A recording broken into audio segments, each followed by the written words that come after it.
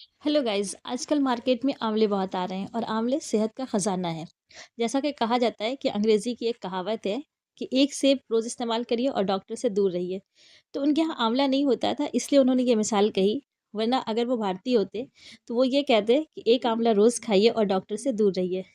क्योंकि आंवला जो है वो हमारे जिस्म के लिए बहुत ही सेहतमंद है। हमारे बाल हों, हमारी स्किन हो, हमारा जिस्म हो, खून हो, हर चीज़ की एक कमी पूरी करता है और बहुत अच्छा होता है। इसलिए हमने मार्केट से कुछ आंवले ख़रीदे हैं। लेकिन आंवले के साथ मसला ये होता है कि आंवले अच्छे नहीं लगते, इसका टेस्ट बहुत अच्छा नहीं होता, हल्का सा बकठापन होता है। आपके यहाँ क्या कहते हैं इस जायके को हमें नहीं पता, हमारे यहाँ यही कहते हैं।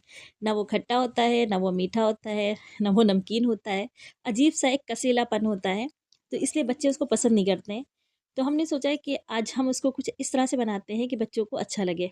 तो हमने पहले आंवलों को थोड़ा-सा उबाल लिया, उसका पानी ड्रेन होने दिया, फिर इसके बाद उसको एक हल्के मोटे दाने वाले ग्रेटर से ग्रेट कर लिया है। तो अब हम इसको इस तरीके से बनाएँगे कि ये हेल्दी भी रहे और साथ में टेस्टी भी हो जाए। और इसमें हम कोई भी चीज़ आर्टिफ़िशियल नहीं डालेंगे, सारी चीज़ें देसी डालेंगे। तो इस तरीके से ये हमारे बच्चों के लिए बहुत ही फ़ायदेमंद रहेगा।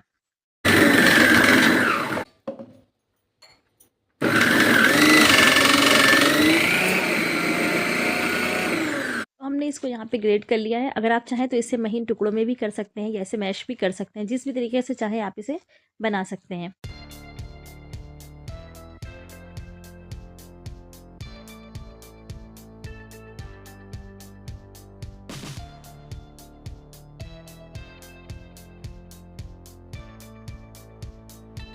और यहाँ पे हमने गुड़ ले लिया है और गुड़ जो हमारा है ना वो ब्राउन वाला है, जो डार्क ब्राउन होता है। इससे कलर बहुत अच्छा आता है। जब ये रेसिपी बन के तैयार होगी ना तो बिल्कुल चॉकलेटी-चॉकलेटी सी लगेगी, डार्क चॉकलेट जो होती है उस तरीके से।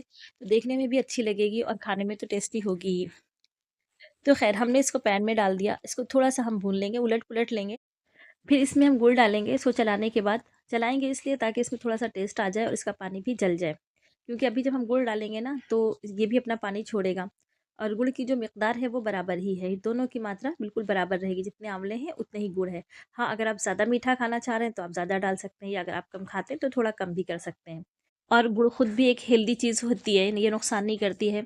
चीनी इसके मुकाबले में बहुत नुकसान करती है। फिर गुड़ डालने के बाद हम इसको अच्छी तरीके से चलाते रहेंगे और गुड़ के जो बड़े-बड़े पीसेज़ हैं ना, उसे भी हम अपने स्पैचुला की मदद से तोड़ देंगे, ताकि जल्दी से घुल जाए और इसका पानी सूख जाए।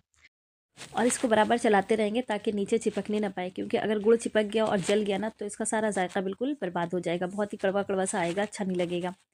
फिर इसके बाद इसमें थोड़ी-सी अदरक ग्रेट करके डाल देंगे। अगर आप चाहें तो इसे कुचल कर भी डाल सकते हैं, उससे भी अच्छा जायका आता है, या महीन काट करके भी डाल सकते हैं। लेकिन अगर हम कट करके डालते हैं तो दाँत के नीचे आती है और बच्चों को पसंद नहीं आती है। फिर वो इसको खाना भी छोड़ देते हैं, इसलिए हमें हमेशा हम ग्रेट करके डालते हैं अदरक।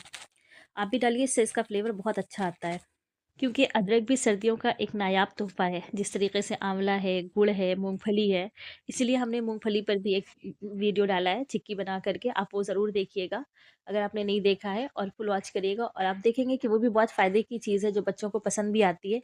मीठे का मीठा हो जाता है, फ़ायदे का फ़ायदा हो जाता है। फिर यहाँ पर हमने इसमें थोड़ी-सी काली मिर्च डाली है और 4 इलायची कूट करके हमने डाल दी है, इससे एक अच्छी-सी खुशबू बन जाती है। और थोड़ा-सा काला नमक डाला है अपने ज़ायक़े के मुताबिक, इससे भी एक खुशबू अच्छी आती है और ज़ायक़ा खुल जाता है, क्योंकि जो हम मिठास पैदा करते हैं ना गुड़ डाल करके, उसको बैलेंस कर देता है नमक। इसके बाद इसमें 1 चौथाई चम्मच हल्दी का डालेंगे। अगर आप चाहें तो इसे अवॉइड भी कर सकते हैं, लेकिन इसको डालने से कलर बहुत अच्छा हो जाता है। इसके बाद इसमें 1 से डेढ़ इंच का टुकड़ा डाल देंगे दालचीनी का और फिर इसको अच्छी तरीके से मिक्स कर देंगे। और लास्ट में इसमें थोड़ा-सा ऊपर से गरम मसाला डाल देंगे। अगर आपके पास है तो डालिए, अगर नहीं है तो इसको भी आप अवॉइड कर सकते हैं। और इसे मिक्स करते रहिए। फिर इसके बाद आप इसमें डाल दीजिए आधा चम्मच कश्मीरी लाल मिर्च। अगर आपके पास नहीं है तो आप 1 चुटकी लाल मिर्च भी डाल सकते हैं, जो सादा लाल मिर्च पाउडर होता है वो भी डाल सकते हैं, लेकिन वो कम डालिएगा, क्योंकि तीखा होता है और जब मीठी चीज़ में तीखापन ज़्यादा आ जाए तो फिर खाया नहीं जाता है। इसलिए अगर कश्मीरी लाल मिर्च डालते हैं तो वो ज़्यादा बेटर है। फिर जब इसे अच्छी तरीके से आप भून लीजिए, बिल्कुल आखिरी स्टेज पर आ जाए, तो इसमें 1 चम्मच भर करके घी का डाल दीजिए। इससे आपकी रेसिपी बिल्कुल शाइनी शाइनी हो जाती है और बहुत ही खूबसूरत दिखती है। और अब फ्लेम ऑफ कर दीजिए और इसको ढक कर के रख दीजिए। और 1 घंटे के बाद जब ये अच्छी तरीके से ठंडा हो जाए तो इसे एक जार में भर लीजिए।